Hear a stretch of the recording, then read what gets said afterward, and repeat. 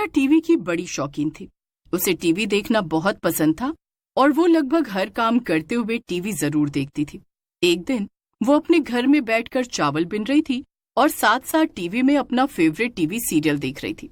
अचानक से वो जोर जोर से रोने लगती है। हे भगवान, ये क्या हो गया? बिंदिया की रोने की आवाजें सुनकर उसकी सास वहां आ जाती है। अरे क्या हो गया बहू, तू इतनी तेज तेज क्यों रो रही है? अरे मम्मी जी, विनोद मर गया। क्या? कौन विनोद? अरे मम्मी जी, रेखा का पति विनोद। बिंदिया की सास ये सब सुनकर कुछ भी समझ नहीं पाती है, पर तभी उसकी नजर टीवी पर पड़ती है। क्या बिंदिया, कहीं तू ये टीवी सीरियल की बात तो नहीं कर रही? हाँ मम्मी जी, मैं इसी की बात कर रही हूँ। हे भगवान बिंदिया, तूने तो मुझे डरा ही दिया था। अब बस बहुत हो गया, बंद करो ये टीवी और खाना बनाओ जाकर, रिंकू घर आता ही होगा। जैसे ही बिंदिया की सास ये कहती है, बिंदिया का पति रिंकू वहां आ जाता है। बिंदिया की सास रिंकू को सब कुछ बता देती है। मैं तो इसकी टीवी से खुद परेशान हूँ माँ, जब देखो तब ये टीवी में ही लगी रहती है। अब बस बहुत हो गया, इस बार जब टीवी का रिचार्ज खत्म हो जाएगा तब मैं इसमें दोबारा रिचार्ज भी नहीं करवाऊंगा। अब ये बेमतलब का खर्चा और नहीं बढ़ाऊंगा और अब से इसके ड्रामे भी नहीं देखूंगा। अरे तुम कैसी बातें कर रहे हो? बिना टीवी के मैं दिन भर घर पर क्या करूंगी? नहीं नहीं, प्लीज ऐसा मत करो। लेकिन रिंकू और बिंदिया की सास बिंदिया की एक भी बात नहीं सुनते और अपने अपने काम में लग जाते हैं। अगले ही दिन टीवी का रिचार्ज खत्म हो जाता है और अब थोड़ी ही देर में बिंदिया परेशान हो गई थी। रिंकू अपने ऑफिस चला गया था और बिंदिया की सास अपने कमरे में सो रही थी। अरे अब मैं क्या करूं, मेरे पास तो करने को कुछ भी नहीं है। मम्मी जी भी सो रही हैं। हाँ, एक काम करती हूँ, कहीं बाहर घूम कर आती हूँ या फिर पड़ोस वाली मीना के घर चली जाती हूँ। वो भी इस वक्त मेरा फेवरेट सीरियल ही देख रही होगी।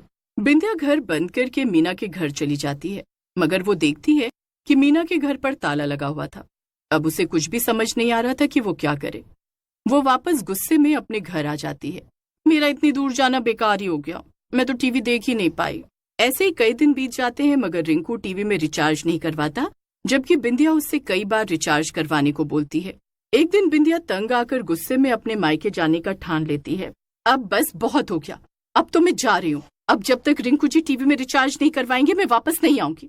हाँ, एक काम करती हूँ, एक कागज में ये लिखकर चली जाती हूँ कि मैं गुस्सा हूँ और अपने मायके जा रही हूँ। बिंदिया एक कागज पर ये सब लिख देती है और उसे वहीं टेबल पर छोड़कर अपना सामान उठा लेती है। उसकी सास आज भी अपने कमरे में सो रही थी। बिंदिया अपना सामान उठाकर पैदल पैदल चल देती है।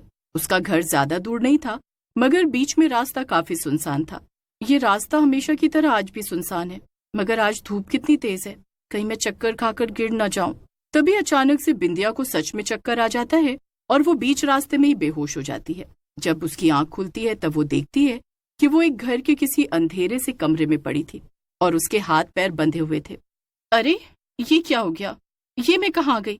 ये तो मैं बड़ी मुसीबत में पड़ गई। लगता है किसी ने मुझे किडनैप कर लिया है। पर तभी बिंदिया की नजर उस कमरे के दरवाजे पर पड़ती है, जो कि हल्का सा खुला था और बाहर से हल्की हल्की रोशनी आ रही थी।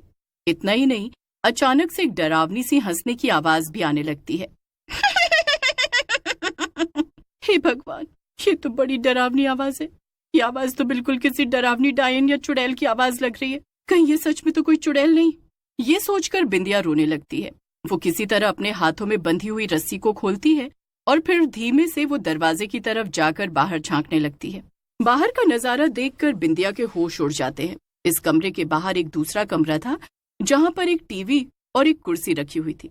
उस टीवी पर बिंदिया का मनपसंद टीवी सीरियल चल रहा था, जिसे देख देख कर कुर्सी पर बैठी डरावनी चुड़ैल जोर जोर से हंस रही थी। ओह, तो वो रोशनी इस टीवी की थी और ये तो मेरा फेवरेट सीरियल है। अरे रे रे, ये क्या चल रहा है इसमें? अरे ये विनोद तो मर गया था, फिर ये वापस कैसे आ गया? क्या ये मरने का नाटक कर रहा था सिर्फ रेखा की डायन सौतेली बहन को बेवकूफ बनाने के लिए?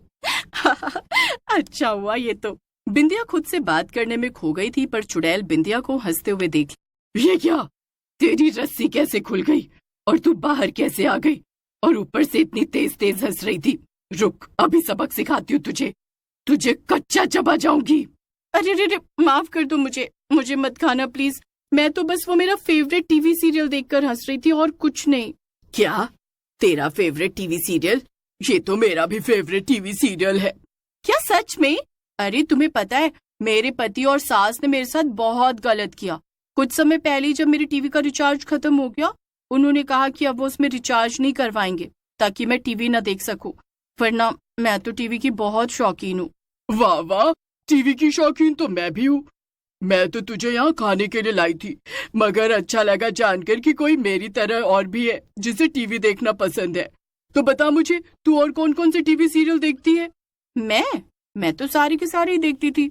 मैं चुप रहकर भी चिल्लाऊंगी, सास हमारी अत्याचारी, बहू के रूप में डायन, सब देखती हूँ मैं। अरे वाह वाह वाह, ये सब तो मैं भी देखती हूँ।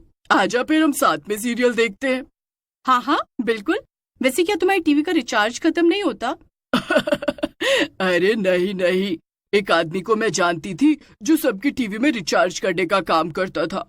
मैंने उसे इतना डराया कि उसने जिंदगी भर मेरा रिचार्ज करने का वादा किया। अब मैं आराम से हमेशा टीवी देखूंगी, और अगर वो आदमी मर गया तो उसके बच्चों को भी डराकर उनसे भी रिचार्ज कराऊंगी। वाह वाह वाह वाह, तुम्हारा ये घर तो किसी जन्नत से कम नहीं। हमेशा के लिए टीवी, वो भी एकदम मुफ्त। अरे मेरा पति तो बड़ा ही बेकार है। मेरी सास के कहने पर उसने मेरे साथ कितना बुरा किया, पर अब तो तुम मुझे मिल गई हो। अब हम दोनों साथ में टीवी देखेंगे हमेशा। हाँ हाँ क्यों नहीं। बिंदिया और चुड़ैल साथ में टीवी देखने लगते हैं। बिंदिया को लग रहा था कि उस चुड़ैल के रूप में उसे एक अच्छी दोस्त मिल गई है जो हमेशा अपने साथ उसे टीवी दिखाएगी, मगर वो ये नहीं जानती थी कि चुड़ैल कितनी ज्यादा खतरनाक है और वो कभी भी गुस्से में उसे खा सकती है। दोनों साथ में बैठकर टीवी देखने लगती हैं। उधर रिंकू को जब बिंदिया की छोड़ी हुई चिट्ठी मिलती है तो वो बहुत दुखी हो जाता है और बिंदिया के मायके में फोन करता है, मगर उसे पता चलता है कि बिंदिया अब तक अपने मायके पहुंची ही नहीं है। हे भगवान, माँ, पता नहीं ये बिंदिया कहाँ चली गई। मैं अभी जाता हूँ और रास्ते में उसे ढूंढता हूँ। वो अब तक अपने मायके भी नहीं पहुंची है, जबकि उसका घर यहाँ से ज्यादा दूर भी नहीं है। हाँ हाँ ठीक है बेटा, जाओ और जल्दी से बिंदिया को लेकर वापस आओ। रिंकू बिंदिया को ढूंढने निकल जाता है। उधर बिंदिया मजे से टीवी देख रही थी, पर तभी बिंदिया और चुड़ैल की किसी बात पर बहस हो जाती है। अरे अरे, ये रेखा तो मुझे बिल्कुल नहीं पसंद। कितनी गंदी एक्टिंग करती है ये, और तो और ये बिल्कुल सुंदर भी नहीं है। इससे अच्छी तो मैं ही लगती हूँ। चुड़ैल को ये सुनकर गुस्सा आ जाता है, क्योंकि चुड़ैल रेखा की बहुत बड़ी फैन थी। क्या क्या कहा तूने मेरी रेखा को? अरे तू उसकी जगह लेगी? शक्ल भी देखी है तूने अपनी? उसकी जगह कोई नहीं ले सकता, समझी